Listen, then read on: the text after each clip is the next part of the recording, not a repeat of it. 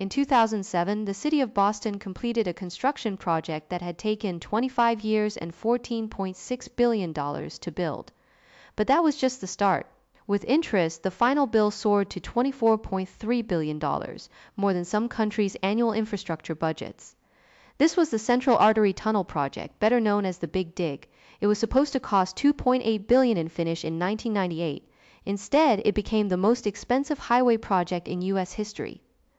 How did a tunnel under Boston eat so much money? This is the story of a megaproject that outran every budget, every deadline, and nearly every expectation.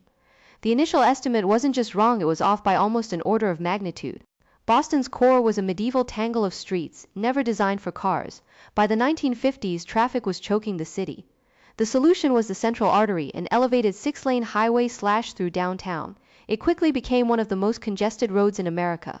By the 1970s, the artery carried 75,000 vehicles a day, twice its design capacity. Stop-and-go traffic stretched for hours. The elevated structure also decayed, and it cut off neighborhoods from the waterfront. The city needed a radical fix. That fix became the Big Dig: bury the highway, reconnect the city, and extend the Massachusetts Turnpike to Logan Airport. It was the largest urban infrastructure project in U.S. history.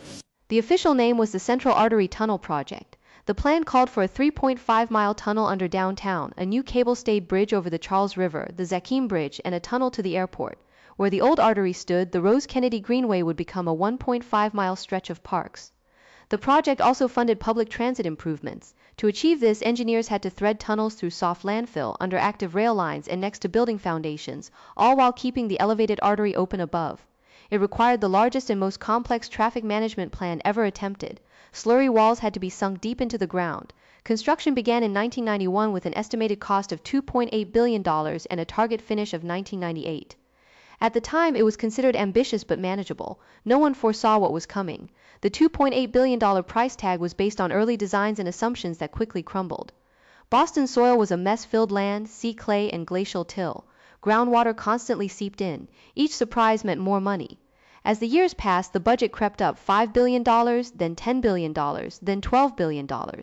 By the time the last bolt was tightened in 2007, the construction cost had hit $14.6 billion, a 97% increase even after adjusting for inflation. And that doesn't count the interest on the debt Massachusetts took on. When you add the $8 billion in interest, the total cost reaches $24.3 billion. The federal government chipped in about $7 billion, but the rest fell on state taxpayers. Why did costs spiral? According to a Boston Globe review, mismanagement was rampant. The Bechtel Parsons Brinckerhoff consortium had a sweetheart deal, cost-plus contracts that guaranteed profit even when timelines slipped. Critics argued there was little incentive to control spending. Design changes piled up, over 3,000 major changes. The project lacked a true fixed budget. Instead, it ran on annual authorizations, making it hard to hold anyone accountable. Meanwhile, the complexity kept growing. The tunnel under the Fort Point Channel was especially tricky, requiring innovative freezing techniques to stabilize the ground. And then there was the Big Dig's dirty secret water. From the very start, leaks plagued the tunnels. The Big Dig leaked. Pumps were installed to handle groundwater, but they couldn't keep up. In some sections, water gushed in at 100 gallons per minute. The leaks eroded surrounding soil, created voids that threatened roads above, and forced constant repairs. Engineers blamed the slurry walls and the tunnel roof joints. Hundreds of leaks were documented, and the repair bill ran into hundreds of millions. By 2004, crews had applied over 4,000 patches, yet the leaks continued and trust in the project eroded. Commuters drove through tunnels with plastic sheets directing drips away from their cars. It was an embarrassment for a project that was supposed to be a showcase of American engineering. On July 10, 2006, at 11 p.m. BOC, a car entered the connector tunnel from I-93 North to I-90 East. Without warning, a 3-ton concrete ceiling panel and attached steel fixtures broke loose and crashed onto the vehicle. The driver survived with serious injuries. His passenger, Milena Del Valle, was killed. The tunnel was immediately shut down. An investigation revealed a fatal flaw. The panel was held in place by epoxy anchors that had failed. The National Transportation Safety Board found that the epoxy was susceptible to creep under sustained load. Essentially, gravity slowly pulled the bolts out. The report pointed to a lack of redundancy and inadequate design standards for overhead fixtures in tunnels. It was the nightmare scenario that engineers had feared. The fallout was swift. The tunnel remained closed for nearly a year, snarling Boston's traffic. Prosecuted charges were filed against the contractor and epoxy supplier.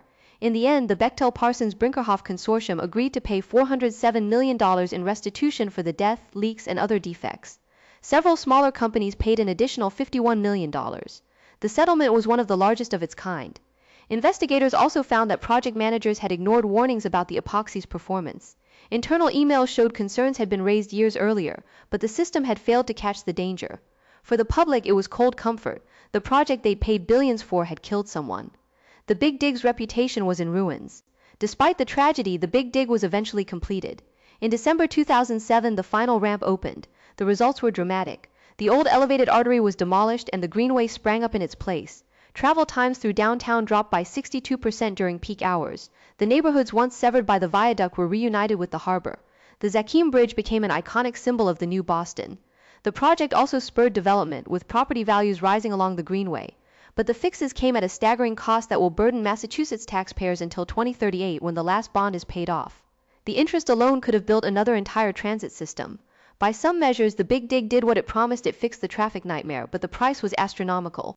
Looking back, the Big Dig offers a textbook case of optimism bias, the tendency to underestimate costs and overestimate benefits. According to Oxford professor Ben Flavbier, who studied megaproject failures, 9 out of 10 such projects exceed their budgets. The Big Dig is not unique, but its scale is breathtaking. The project lacked robust risk assessment, transparent accounting, and strong oversight. Politicians pushed it through for ribbon-cutting photo ops, while contractors exploited the open checkbook. For engineers, it's a reminder that when you build in a city, you must expect the unexpected. Ground conditions will surprise you. The public expects safety, and cutting corners can be fatal. The Big Dig forced a rethinking of how America plans and pays for megaprojects. Today, you can walk the Greenway, drive the tunnels, and admire the view from the Zakim. The traffic flow is smoother if you can afford the tolls. But the financial shadow is long. Massachusetts' transportation budget is still constrained by Big Dig debt. Other critical projects like the Green Line extension and road repairs compete for the remaining funds. Some critics argue that the Big Dig starved the state's transit system for decades. Was it worth it? The answer is complicated. It transformed Boston's urban fabric, but the price was enormous. The project became a benchmark, often invoked by opponents of high-speed rail or new tunnels. Its legacy is a caution. Grand visions require grand accountability. Otherwise, the system fails. The Big Dig story is not just about concrete and steel, it's about the systems we build to manage our largest endeavors. When those systems fail, the consequences are measured in dollars and in lives. As cities around the globe plan the next generation of megaprojects, Boston's experience stands as a towering warning. Check your numbers, design your anchors with care, and never assume that a blank check will deliver a perfect tunnel. After all, the biggest dig of all was the one into taxpayers' wallets. In the end, the Big Dig was a monumental achievement and a monumental failure. It's a reminder that infrastructure isn't just engineering, it's politics, finance, and human nature all poured into the same foundation. The question remains, will we learn the right lessons?